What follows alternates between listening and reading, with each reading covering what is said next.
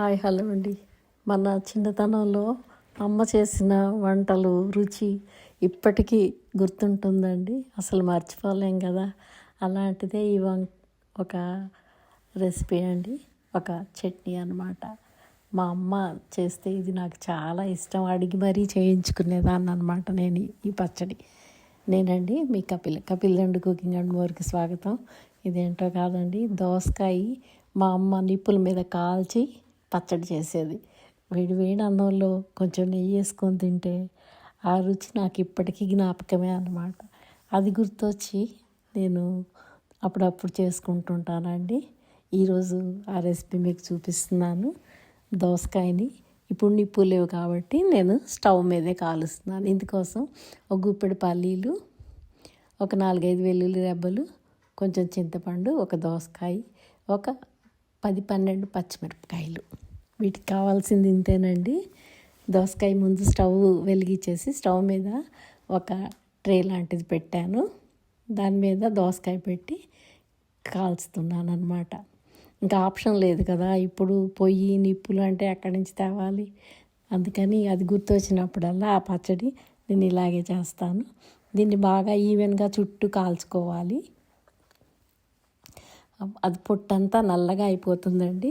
అది చల్లారాక మనం ఒకసారి దాన్ని కడిగేస్తే పొట్టు చక్కగా ఊడొచ్చేస్తుంది అనమాట. ఇప్పుడు చిన్న కడాయి పెట్టుకొని కడాయిలో పచ్చిమిరపకాయలు వేయించుకుంటున్నాను. అసలు ఈ పచ్చడి అద్భుతంగా ఉంటుంది. అసలు రైస్లో నెయ్యి వేసుకొని కొంచెం తింటే ఎంత బాగుంటుందోనండి. మీరు ట్రై చేసి టేస్ట్ ఎలా ఉందో నాకు కామెంట్స్లో పెట్టండి. పచ్చిమిరపకాయలు కొంచెం వేగాక కొద్దిగా జీలకర్ర, నేను శనగ నూనె వేసానండి, అందుకే పొంగుతుంది అది. తర్వాత కొంచెం చింతపండు కూడా అండి మనం కొంచెం వేస్తే సరిపోతుంది. తర్వాత ఒక స్పూన్ వరకు ధనియాలు వేసి అవి కూడా వేగనివ్వాలి. వేగిపోయినాయండి. ఇప్పుడు నేను మిక్సీ జార్లోకి షిఫ్ట్ చేసుకుంటున్నాను. తర్వాత ఇందులో నేను డ్రై రోస్ట్ చేశానండి, ఒక గుప్పెడు పల్లీలు. ఆ పల్లీలు వేయించిన పల్లీలు వేసాను. తర్వాత 4-5 వెల్లుల్లి రెబ్బలు కూడా వేసుకున్నాను. ఇప్పుడు నువ్వులు కూడా అండి, టేస్ట్కి సరిపడా సాల్ట్, కొద్దిగా నువ్వులు, ఒక 2 స్పూన్ల వరకు నువ్వులు. చూడండి పొట్టంతా ఊడొచ్చేసింది. దాన్ని శుభ్రంగా ఇట్లా చేత్తో ఇలా అంటే వచ్చేస్తుందండి. ఒకసారి టేస్ట్ చూస్తాను నా లెక్క ఎలా ఉందో మరి, కానీ బాగుందండి. చేదు లేదు. దోసకాయ చేదు ఉంటే మాత్రం ఇంత కష్టం అంతా అవతల పడేయాల్సిందే. ఇంకా బూడిదలో పోసిన పన్నీర్ అన్నమాట. దీన్ని చిన్న చిన్న ముక్కలు చేసుకుంటాను నేను, మరీ చిన్నగా కాదండి. దీన్ని చూడండి 4-5 ముక్కలు చేయవచ్చు. చేసేసి ఇప్పుడు ఈ పల్లీల్లో ఇవన్నీ వేసాం కదా, మిక్సీ పట్టుకుంటాను. మెత్తగా పట్టుకోవాలండి దీన్ని. డైరెక్ట్గా మనం ఆ ముక్కలు లాస్ట్లో వేయాలండి. ఇదంతా ఈ పేస్ట్ అయిపోయాక మిక్సీలో లాస్ట్లో ముందు ఒక 2 ముక్కలు వేసాను నేను. కాల్చిన దోసకాయ ముక్కలు 2 వేసేసి ఇప్పుడు మళ్ళీ ఒకసారి గ్రైండ్ చేస్తానన్నమాట. ఫైనల్గా ఈ చూడండి చిన్న చిన్న ముక్కలుగా ఇలా కట్ చేసుకున్నాను. ఈ ముక్కల్ని కూడా వేసేసి మనం జస్ట్ అట్లా ఆన్ ఆఫ్ అలా చేసేస్తే సరిపోతుందండి.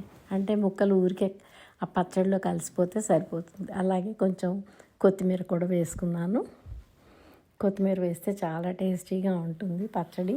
ఆ దోసకాయ ముక్కలతో పాటు కొత్తిమీర కూడా వేసేసి జస్ట్ ఒకసారి అలా అనేసి తీసేస్తాను అన్నమాట. ఈ పచ్చడి చేస్తే మాత్రం తప్పకుండా కామెంట్స్లో పెట్టండి మీకు ఎలా వచ్చిందో ఏంటని. కొత్తిమీర దోసకాయ ముక్కలు కూడా వేసేసి ఊరికే జస్ట్ ఆన్ ఆఫ్ చేయాలండి, అంతే. అది మెత్తగా అవ్వకూడదు, ముక్కలు ముక్కలుగానే ఉండాలన్నమాట. ఆ ముక్కలు మనకి రైస్లో కానీ పంట కింద పడితే చాలా టేస్టీగా ఉంటాయి అన్నమాట. ఇప్పుడు ఈ మిక్సీ జార్లో కలిపేసాం కదా, పక్కకు పెట్టేసుకుందామండి. ఇప్పుడు దీనికి మనం తాలింపు వేసుకుంటే చాలా చాలా బాగుంటుందన్నమాట. తాలింపు కోసం నేను ఒక చిన్న కడాయి పెట్టుకున్నానండి. ఒక 3 స్పూన్ల వరకు ఇందులో కూడా ఆయిల్ వేసాను తాలింపుకి. ఇందులో నూనె వేడెక్కాక ముందుగా కొంచెం ఆవాలు, జీలకర్ర, మినపప్పు, ఎండుమిరపకాయలు వేసి వేయించుకోవాలి. ఈ తాలింపులో కొంచెం ఇంగు వేస్తే చాలా చాలా టేస్టీగా ఉంటుంది. ఎండుమిరపకాయలు కూడా వేసానండి. తాలింపు రెడీ అయిపోయింది. కరివేపాకు కూడా వేసేసి కొంచెం ఇంగు వేయాలండి ఫైనల్గా. అసలు టేస్ట్ అయితే అదిరిపోద్దండి. ట్రై చేస్తారు కదా. అలాగే కొంచెం పసుపు కూడా వేసాను నేను. ఇంగువ కొంచెం వేస్తున్నానండి, వేసినట్టు వేసేసి ఇంకా పచ్చడిలో మిక్స్ చేసుకొని ఇంకా తినేయటమేనండి పచ్చడి. అంత బాగుంటుందన్నమాట. మర్చిపోవద్దండి కామెంట్ పెట్టడం. ఈ వీడియో నచ్చితే లైక్ చేయండి. నా ఛానల్ ఎవరైనా సబ్స్క్రైబ్ చేసుకొని వాళ్ళు ఉంటే సబ్స్క్రైబ్ చేసుకోండి. ఉంటానండి. మరో వీడియోతోటి మీ ముందుకు వస్తాను. బాయ్ అండి. మీ కపిల.